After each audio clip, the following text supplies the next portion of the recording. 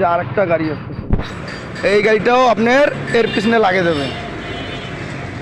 এই যে লাগাইলো না, এটা হলো চতুর্থ। এই যে সিরিয়ালগুলো দেখেন, আমি আপনাদেরকে দেখাচ্ছি গাড়িগুলো কীভাবে লাগে আর ব্যবসা প্রতিষ্ঠান কীভাবে বন্ধ থাকে এটা দেখেন। এই যে আরও একটা গাড়ি লাগিয়ে দিয়েছে, মানে আমার ওখানে আরও একটা দোকান আছে সেটাও বন্ধ করছে, আবার রোডটাও বন্ধ করছে। দেখেন এখন একটার গাড়ির জন্য, মানে একটার গাড়ির জন্য 4টা গাড়ি লাগাইছে পিছনে, একটা গাড়ির জন্য। তাহলে রোডটা জামজট থাকে না কীভাবে দেখেন আপনারা। ঘন্টার পর ঘন্টা সারাদিন যে জামজটে থাকেন, মানে কারণটা কি জামজট থাকার কারণে? তাদের কারণে। এই যে রোডটা পার্কিং করছে, এরা পুরো সিরিয়াল করে রাখছে। এই দেখেন, আমি যে বলি যে জামজট লাগে না, কারণটা কি দেখেন আপনারা। জামজটগুলো লাগায় না, পার্কিং করে রাখছে। পার্কিং করার কারণে এই রোডটা আমাদের এই অবস্থা। এই যে গাড়িগুলো নিয়ে স্ট্যান্ডের বাইরে রাখছে। ওই যে পিছনে সিরিয়াল দেন কি অবস্থা, মানে স্ট্যান্ডের বাইরে গাড়ি, মানে এরা স্ট্যান্ড মানে ফেলাইছে। মানে কোনো গাড়ি আপনি ওখানে আছেন, ওখানে থাকেন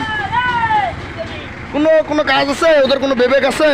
স্ট্যান্ড ফাঁকা, গাড়িগুলো রাখছে এইভাবে। মানে ওদের জন্য রোডটা আমাদের তৈরি হয়েছে। মানে এরা যা পার্কিং করছে, কীভাবে যানজটগুলো লাগে দেখেন। আমি কিছুক্ষণের মধ্যে আপনাদেরকে দেখাচ্ছি ভিডিওটা।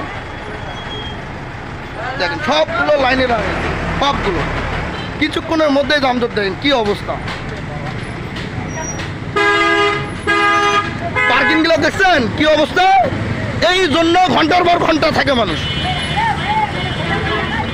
কেউ টানার মতো নিশ্চয় নাই। ঘন্টার পর ঘন্টা সারাদিন কালকে যানজট ছিল, কালকে সারাদিন যানজট, এদের কারণে সারাদিন যানজট। এই যে গাড়িটা বেড়াইতেছে, কত কষ্ট করে বেড়াইতেছে দেখেন। ওই গাড়িটা যাওয়ার কথা ওদিক, সেই গাড়িটা যাচ্ছে রং সাইড দিয়ে। মাদার চোদের কারণে সবগুলো যানজট, সাধারণ মাদার চোদের ঘরে সারাদিন যানজট।